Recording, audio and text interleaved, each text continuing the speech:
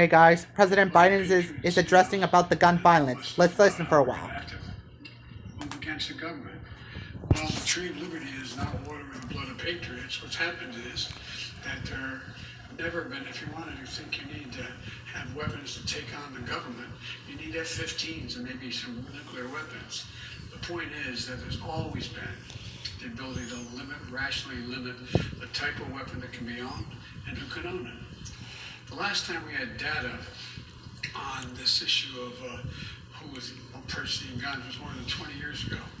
5% of gun dealers, turns out, in the study we did, showed that 90% of illegal guns were found at crime scenes sold by 5% of gun dealers. 5% sold 90% of the guns found at crime scenes.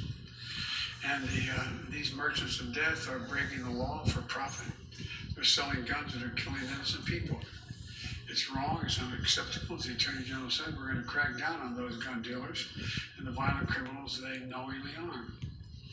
In April, I announced that the Justice Department is going to be issuing an annual report on gun trafficking so we can update that data. Today, the department is announcing, as I just did, a major crackdown and stem the flow of guns used to commit violent crimes. It's zero tolerance for gun dealers who willfully violate key existing laws and regulations. Let me repeat, zero tolerance. If you willfully sell a gun to someone who's prohibited from possessing it, if you willfully fail to run a background check, if you willfully falsify a record, if you willfully fail to cooperate with the tracing requests or inspections, my message to you is this: we'll find you and we will seek your license to sell guns. We'll make sure you can't sell death and mayhem on our streets. It's an outrage. It has to end, and we'll end it. Period. Now. Second, we discussed disrupting illegal gun trafficking. Now, the gun lobby wants you to believe that cities that are the toughest gun laws still have the high. Okay. Alright, I think we're losing it. Okay. Alright, we're back. Tough laws. Don't believe it. Here's the truth.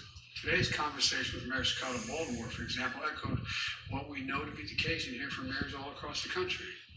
Mayors have the power to help shape and enforce the laws in their cities, but they can't control the laws in neighboring cities and states, even though the gun illegally bought there often ends up in their streets.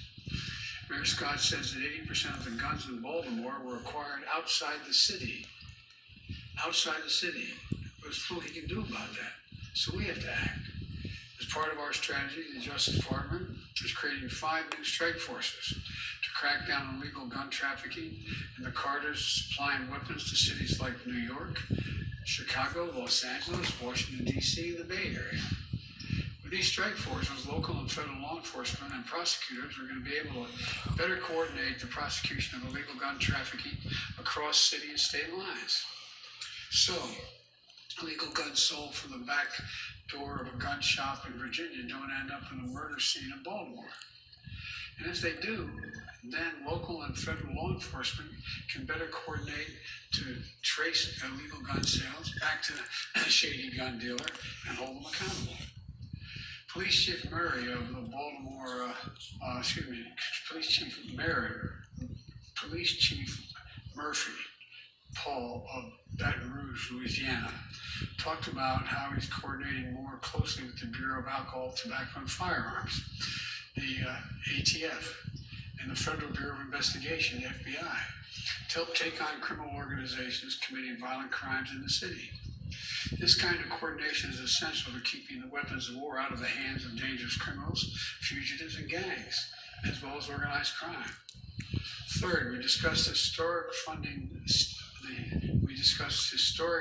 for states, cities, and counties, and tribes for law enforcement and crime prevention. You know, they've not only had to fight this pandemic, they've also had to deal with economic crisis that has decimated their budgets, forced them to cut essential services, including law enforcement and social services. And amid the COVID-19 pandemic, they've had to deal with a second public health crisis, gun violence. The American Rescue Against Plan, Asian Americans. the first 100 days of my administration, is providing much needed and historic relief to bring back those law enforcement jobs and social service jobs. Much of this relief has already arrived. The rest is on its way. And we're now providing more guidance on how they can use the $350 billion nationally that the American Rescue Plan has available to help reduce crime and address the root causes.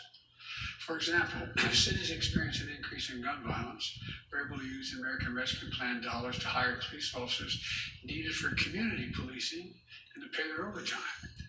Mayors will also be able to buy crime-fighting Gotta mute the technologies like subtitles. gunshot detection systems to better see and stop gun violence in their communities. They can use the funding to scale up wraparound services for the residents as well, including substance abuse and mental health services that we know will make a difference to prevention of crime.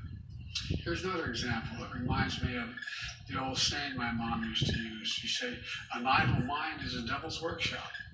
Well, school's out for the summer. Teenagers are in tough neighborhoods. Who are in tough neighborhoods? No jobs, more trouble.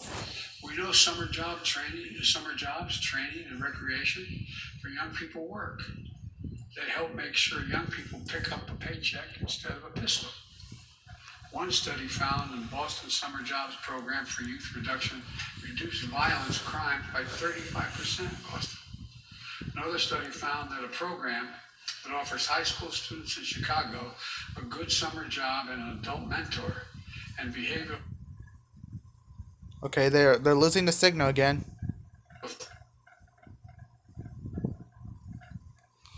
Okay, what? Tribes Back in action. that funding. When someone finishes their time in prison, we can't just continue to give them $25 and a bus ticket. They end up right back where they started and got them in trouble in the first place. Or no option for being able to provide for access to public housing or for schools or for mentors to help them find their way and the stuff that prevents recidivism and helps them integrate into society. That's changing with guidance and issue we're issuing today. The American Rescue Plan funding can help formerly incarcerated people get skills training, apprenticeships, and work experience so they can gain stability and security and a chance for a better life rather than going back to exactly what they left. Attorney General Greenwald of New Jersey and Mayor Daniela of Levine Cava of Miami-Dade talked about their efforts to lift up those kinds of community programs that reduce gun violence, keep communities safe, and make real positive difference in people's lives.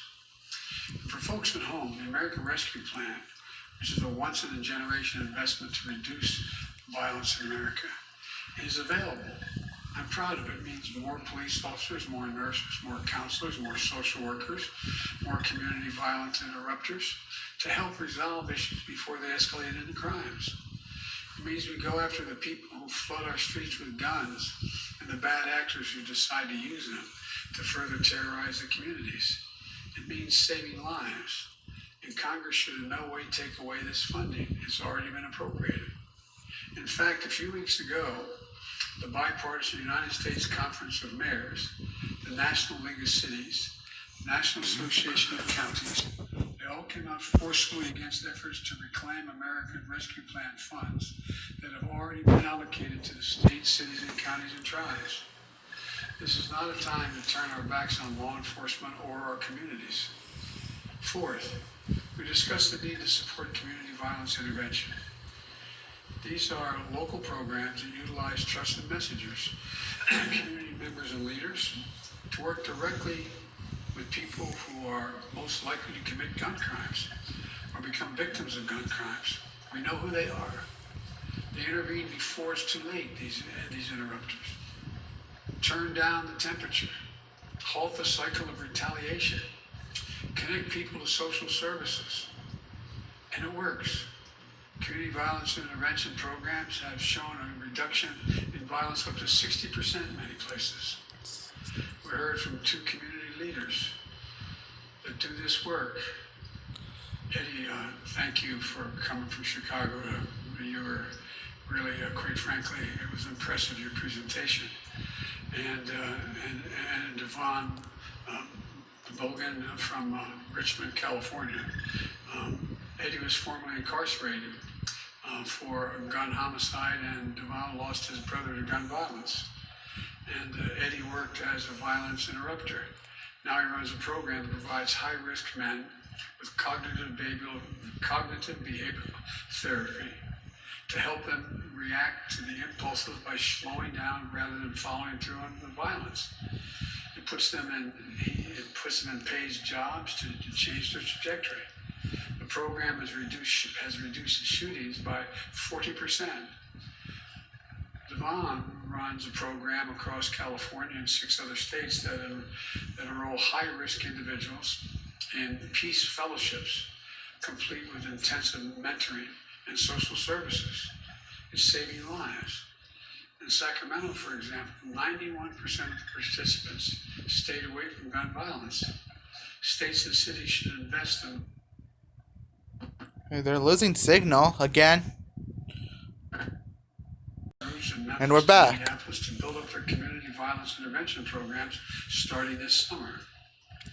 And Mayor Steve Allender of Rapid City, South Dakota, a Republican and former chief of police himself, joined us today and will be part of the effort to help disrupt cycles of crime and violence in his community and nearby tribal communities. We need more mayors to follow, and I'm going to be keep pushing for more of these proven programs, which are part of the American Jobs Plan in my budget. Fifth, and I'll close with this, we talked about the lives we lost have already been lost, and the lives that we can save. We talked about how much pain and loss so many people have experienced, and so many people have now accepted as their fate here in America. We have an opportunity to come together now as Democrats. That means Congress passing sensible gun prevention, violence prevention initiatives makes sense. Background checks, ban on assault weapons, repeal of liability shield for gun manufacturers. It means the Senate reauthorizing the Violence Against Women Act, my proudest legislative accomplishment, to close the so-called boyfriend loophole. Boyfriend loophole? Stalking loophole to keep guns out of the hands of abusers. We added the provision saying if you have a stay-away order, stalking someone, and you're told it has to stop, you can't own a weapon. Every single month. Okay, I gotta fix this. We're back in action. And the National Institutes of Health, the NIH, to study gun violence as a public health threat that it is. And while we keep pushing there, Vice President Harris and I also, and our entire administration, will continue taking action where we can. Let's stop the proliferation of ghost guns, as we announced back in April with the Attorney General. And we need to support the development of smart gun technologies. This doesn't affect responsible gun owners or Second Amendment rights. It helps keep guns out of the hands of people who shouldn't have it in the first place, from a child who accidentally picks it up to a burglar or a violent criminal trying to steal it and use it. We need to keep building on the gun violence and crime prevention strategy we're laying out today. Folks, this shouldn't be a red or blue issue. It's an American issue. We're not changing the Constitution. We're enforcing it, being reasonable. We're taking on the bad actors doing bad and dangerous things in our communities and to our country. Talk to most responsible gun owners and hunters. They'll tell you there's no possible justification for having 100 rounds in a magazine of a gun. Like I said before, what do you think? The deer wearing Kevlar vests? Responsible gun owners will tell you that there are too many people today who are able to buy a gun but shouldn't be able to buy a gun. And these kinds of reasonable reforms have overwhelming support from the American people, including gun owners. The bottom line is this. Let's show the world and show ourselves that democracy works, and we can come together as one nation. We can do this and save lives. Yes. So thank you. God bless you all, and may God protect our troops. And again, I thank you all for participating. And the bad news for all is I'm coming back. need your continued help. So thank you very much, in general. Thank you. Mr. President, God bless you too, Mr. President. Pass another assault weapons ban. I never give up hope. How do you feel about the bipartisan infrastructure deal that's been released? I'll tell you that when I get the final numbers tonight. And if you guys like this video, please make sure you subscribe, and I'll be making a sentence video for Derek Chauvin after he was been convicted. Subscribe my channel, drop a like, and comment below how'd you love President Biden's address on gun violence. See you in the next video soon, everyone.